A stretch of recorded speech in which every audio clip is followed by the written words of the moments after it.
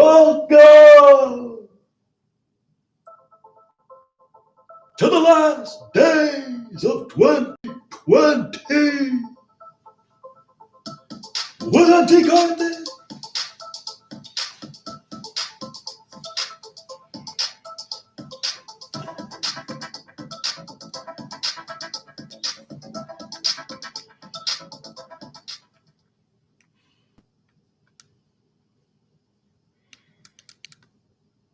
This damn thing.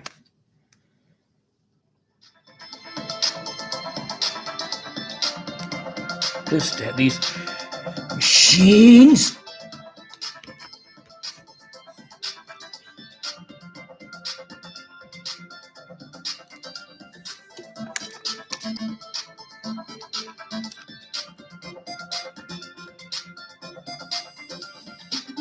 Oh yeah, it wasn't Thursday yesterday, it was Friday, the 25th. Today is Saturday, the 26th. I am mtk-on-the-mic.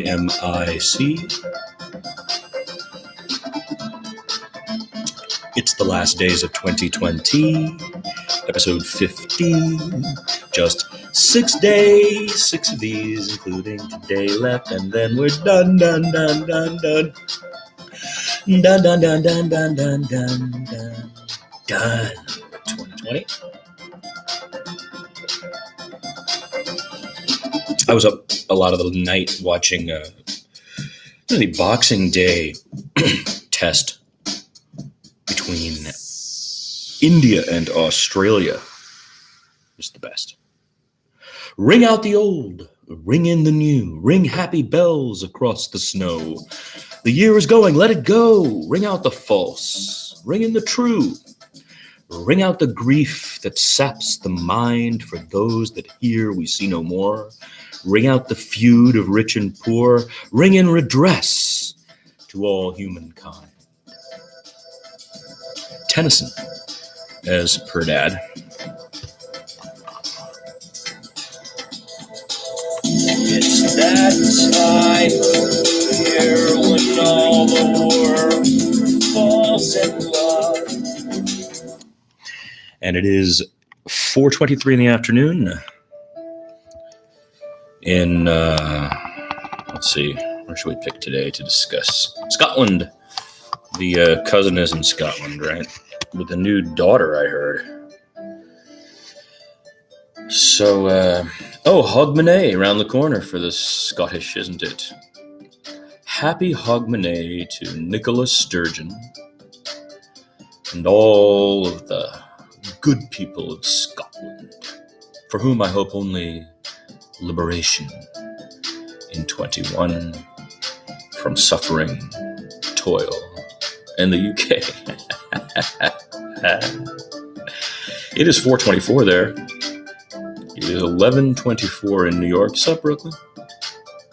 Actually, you don't have to ask sup, Brooklyn, ever, because basically Brooklyn is and has been constantly since I left, and loudly and repeatedly, almost, you could say, well, I'm not going to say ad nauseum. I mean, some people like it, but constantly telling us how it's doing. There's that. You know, when I was there, I used to call it provincial. New Yorkers, remember that? I would tell you your coffee sucked, and I thought the place was provincial. And they said, it's the most global city in the world for 100 years. I'm like, well, what does provincial mean? It means you don't really look past your little area, right? Well, that's you. You don't look past the 5 boroughs. You don't know what's going on anywhere. Maybe now you got a little of Jersey in you. Maybe some Philly. To make all them come to town and act like New Yorkers, right? So then you kill culture by that mechanism. I am very glad as a Brahmin I was able to be there for you for those days. But my critique of New York is it's Manhattan. That's what I said. That's what I wrote, coined it. MTK? It's Manhattan. And Brooklyn, which used to be money-taking Brooklyn, it's got to become Brooklyn-Hatton. Mall Brooklyn. Brooklyn Alana. It is 8:20 in California. Love you, California. 8:26, actually.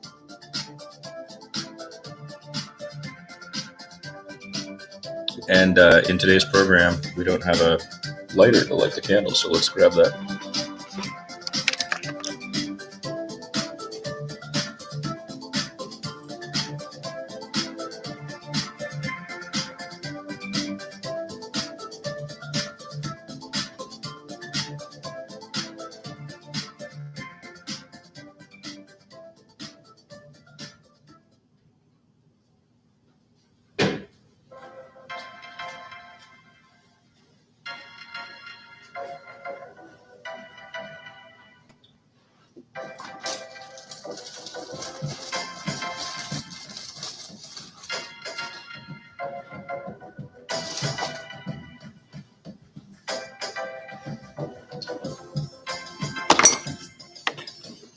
Shout out to Angela, who hooked me up with this stuff.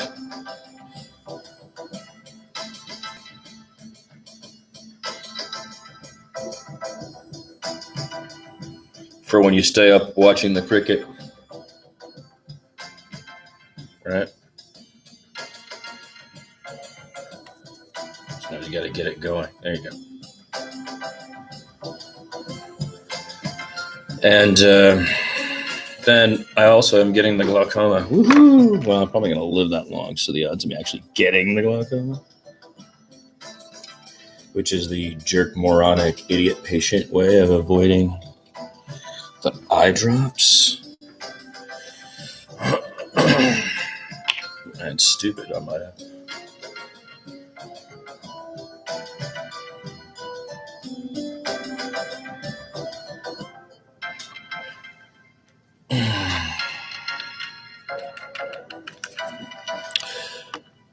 Yeah, the cricket, the Boxing Day cricket. Someone was saying they feel is the, in the 21st century, in this century thus far, I would argue the two best sides are India and Australia in this now 500-year-old bat and ball game.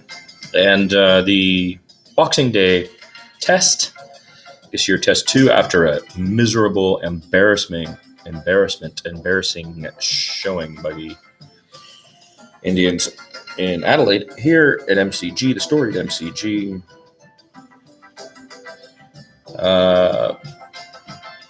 we are enjoying day 2 today after a very kind of beautiful day 1. India came out strong. Bumrah, Ashwin, beautiful. But the Aussies hung around. And so we're going to see what happens here. And they took one before the end of play, stumps. So day 2 in the cricket is, for me, focused on the India-Australia test. Of course, we have also New Zealand, Pakistan, and Sri Lanka. And whom I forget happening. Tests will last several days. As you know, it's an endurance match. And so your observing of it becomes an endurance event as well. So for 4 or 5 days, you are in a cultural moment with folks who are watching that match. In the modern era, with the speed of how we operate, it is, of course, much more difficult for people to do this. And they don't want to, and the agitation of their minds and their inability to slow down, which I've combated throughout what I'm trying to do, becomes evident when you try to show them cricket. And that's okay. It's all right. It's all right. It's all right. But if you decide to get into it, it becomes a lifelong love, I think. And there are endless complicated details for the mind to noodle. And so then also there's the social and cultural event that surrounds it. I don't know how many millions are watching with me this, but they are all over Australia and in India and other places. And so there's a culture. For example, the sudden passing of Dean Jones has been memorialized during this test. But enough about cricket. It's just what's going on more than anything. Today I was going to get into several things And now that I'm here, I don't want to do it. But it was going to be sort of a focus on some personal stuff I thought I might reveal. It is the 26th. It's been the 26th for me since yesterday at 5:30 in the evening. I'm in a loop now with people who are living in and working and operating in Australia, right? So we watched cricket from 10 in the morning, relatively early in the morning until sundown yesterday, which for me ended not that long ago, a few hours ago. I grabbed some hours of sleep, and I've landed here.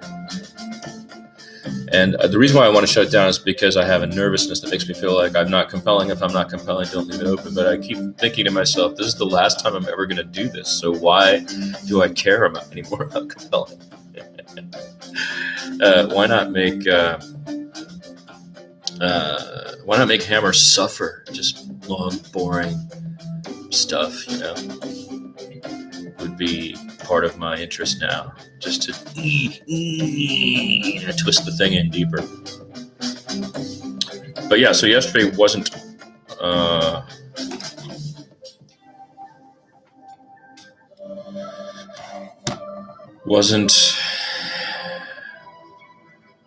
Thursday, it was Friday. That happens a lot this year, I think. In looking at culture, looking at society everywhere, and trying not to succumb to the whining and the deplorable, I don't know how to describe it. People describing where they are during this pandemic online. I don't know. I avoid it here, as you can tell. And I've seen people, really poor people in countries and other than here and Europe, and it has influenced me since I was a child. It's a big part of who I am. Retaining touch with the real, if this is what we even call it now in this stupid thing. So there's an authenticity problem with what we've created. This fantasy is a fantasy. And the peak of it is this Trump manifestation. But, I have always been removing myself from your fantasy, if you will.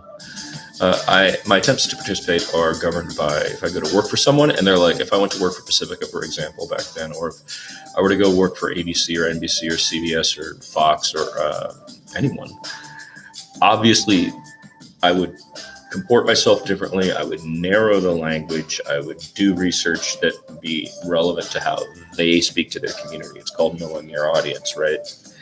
And I've done that now so much in so many different contexts that I've learned an incredible amount about communicating social and political concepts. But I have also learned how I can be manipulated, and I've avoided that with a passion that is borders on obsession. But it's not really an obsession because, when we're young, we're taught, if we really learn it, we're taught that if you don't have something to say, then all the production tools or all the amount of learning how to write or learning how to paint or learning how to draw or any of it is not going to be substantial.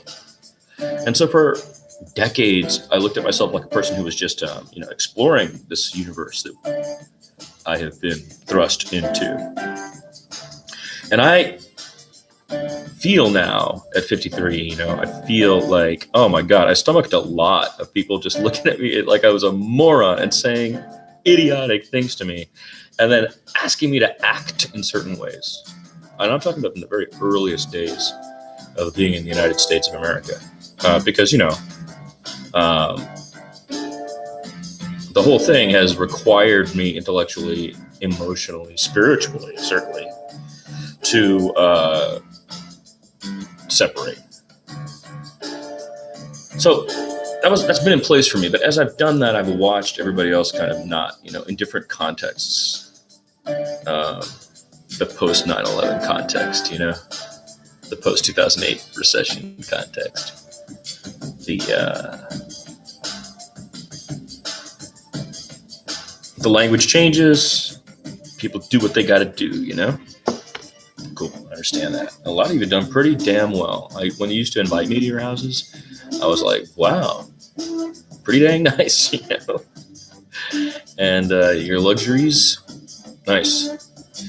But that whole time, I've also been listening to the group younger than us and observing the poor and thinking about what's my life force going to, right?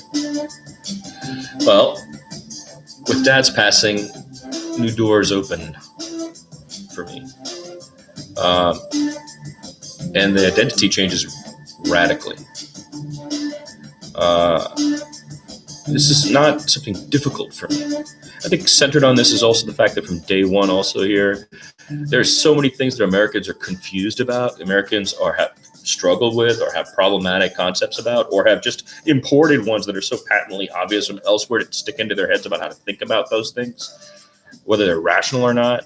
And among them, these are death, how to deal with death. From a very young age, I both observed death in India and comprehended it culturally. And my friends and neighbors here certainly had this bizarre notion about it. And very early on, it was clear to me. Friends of mine, come on, even at UT, I know you people know my feelings about this, my undergraduate years I'm referring to. So death has always been something that we have a thousands-year-old culture that has in place for it. As you observe it and those things are in place, each time it enriches you with the cultural knowledge, each funeral you attend or each thing you read about in terms of a death and what was administered in that and how it relates to Hinduism or whatever, I mean, for me personally, I'm talking about, that doesn't exist as emotionally as it does for many, many, many, many Americans, including my ex, who become, I think, way more unmoored than I do, or my dad did, or really my mom or anybody in my family in India. We're pretty stoic about that. It's earned. It's not callous, right?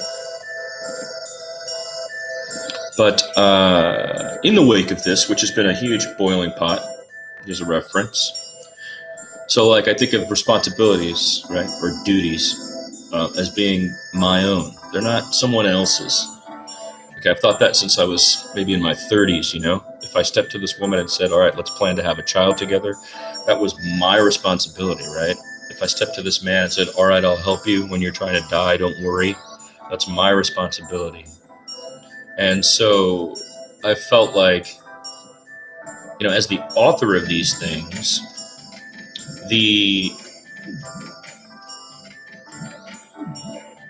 I want to be careful about how I say that. The thing I was going to use this for, I started to get into too much detail there, but these are boiling pots is what I would refer to them as for decades. It's like when you're cooking and you have things going, right? So these are boiling pots, and some boiling pots have been boiling for a long time, like my relationship with my father and things I said I would do with him after he was gone. Long, deep philosophical conversations about very specific relationships, for example, that this property should have with its neighbors, right? And during that, being also the one who went to public elementary school here, public middle school here, public high school here, was raised with the people here, knows that the contention I have about being asked to hedge it a certain way or not have invasive species or, things that we would do differently, my resistance to that, all of that, is a constant negotiation between us as immigrants from South India, Tamil people, to this particular town. So when my dad and mom divorced in the house I grew up in, that's a separate concept altogether, what mom and dad were trying to do together there. This place was a place Dad, after I was already gone, I think he bought it when I was in Asia or in New Orleans doing my master's or in DC or something. This was his whole thing. He wanted this place to manifest his immigration to this country, I think, wholly. And I could see that. I wanted him to move to California many times. I wanted him to move anywhere. So,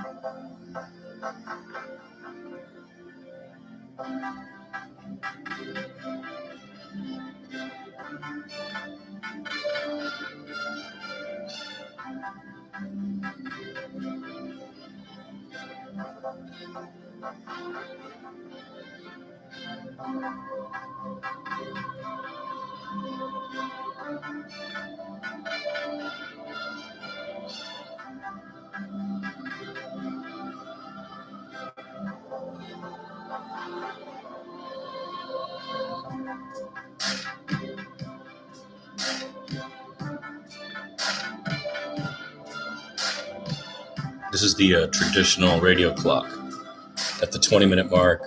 This actually moved over to television, the cable TV production side of things, right? Which I deplore all the time because I think it's invading everything. The idea of turning YouTube into that is basically what this is all about, in a way. But that's the 20-minute break for music, commercials, right? 20 minutes is too long to ask people to sit and think about a thing. Way too long.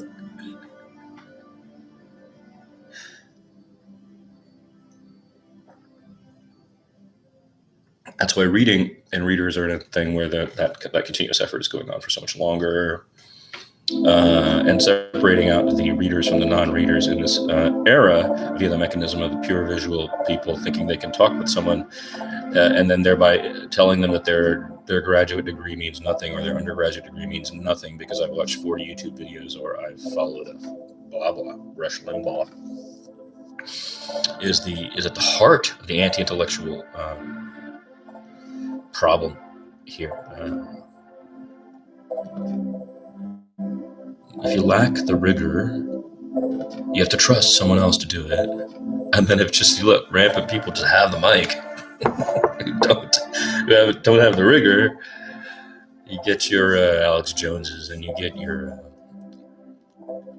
circumstance we have now. So like I was saying, in my defense of pirate radio and of how this DMC bullshit is just all bullshit, and how I really want the YouTube and the internet to be, it's about finding that essential human thing that we need through the creative, lack of creative restriction, purely just to communicate. And I'm doing it here all in English. I mean, it's pretty ridiculous and pretty Americanized English too, you know, because reach-wise, they're two different things. If I'm somewhere else, right? That's why if you look at the videos that are up on the India site, right, they're pretty different, I would say.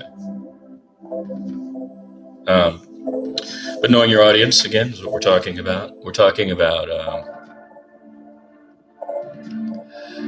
what I think going forward means for me. And I hope everybody, this is the last days of 2020, so I really don't want to get into talking. Every time I put the radio on, everything I read right now is full of everybody emoting a lot. And I read it, and I feel it. And I listen to it, and I feel it. And I have a lot of ways I can empathize. In some ways I can sympathize. And I'm going through my own isolation and mental reconstruction. And what I hope for myself, when I say these things, I don't mean it like in a selfish way. I mean it like, okay, trying to create metaphoric space to assist everyone in the, you know, in that directional kind of thinking. That kind of directional kind of thinking is what has been stamped out in my lifetime in the United States by all this stuff. And we need to get back to it, because that's what was really great about the United States when it was really rolling like that, is that creativity is allowed to flourish, and it's targeted to remarkable things, and then we can get the money there and make it happen, or you can communicate to people in the place to make it happen, you know? That is the success of the vaccine. The bulk of this money that we gave was for them to be able to try it on people. That's why it's so despicable to me that Americans are afraid of the vaccine and are anti-vaxxing this thing and saying crazy shit to each other in order to anti-vax. Because we just proved I was saying this on Twitter. I was like, oh my God, if we had our priorities straight, we could solve so many problems, right? So it reveals who's in the way, and that's the super rich who don't care and want to make more. But I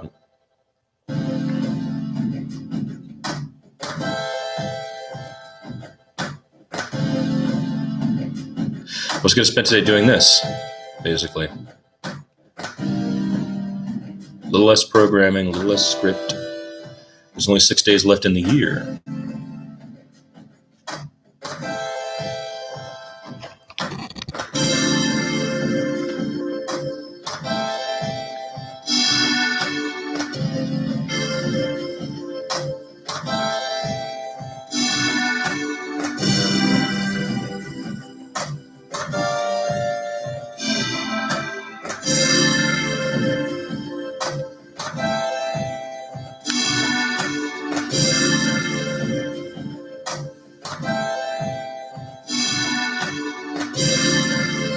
Just 6 days left in 2020. We turn to 2021.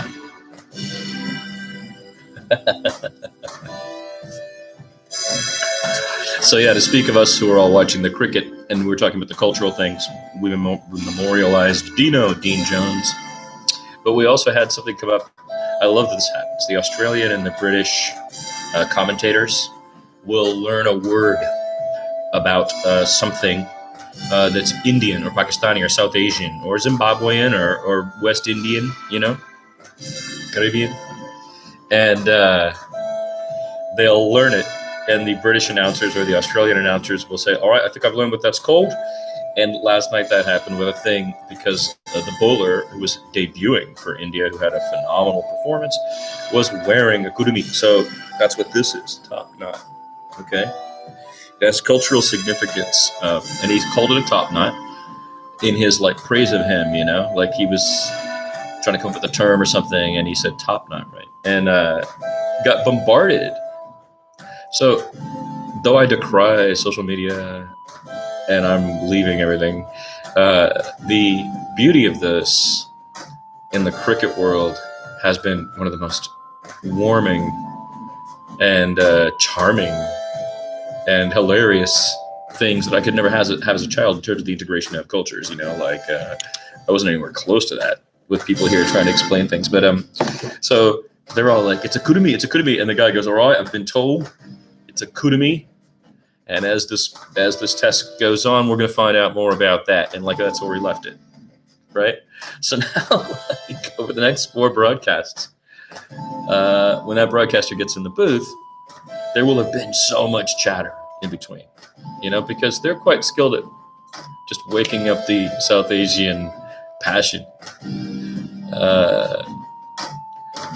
And I was like, wait, kurumi, yeah, Chanakya, one of the pieces I did that's in Santa Barbara. Thank you, Professor Moon. Is Chanakya, and Chanakya famously, well, maybe not so famous to you. So with Chanakya, this is what the West had been saying since I was in the 4th grade, right here, right? You guys keep talking about Alexander, you call him the Great, we call him the Greek, and he stopped at some point, right? You're like, you don't remember how he stopped, do you? No. Well, Chanakya is how he stopped. That's who stopped him. He left as a Brahmin to go and tell the kings how to do it, and the Chandraguptas handled it. And there's a reverence point here, which is that he takes down his kurumi, right? He takes it down and says, I refuse to put it up until the foreigners are gone from our lands. And this is how, for us, ancient history is not the same as it is for you. Since I was a kid here, really. I mean, it's.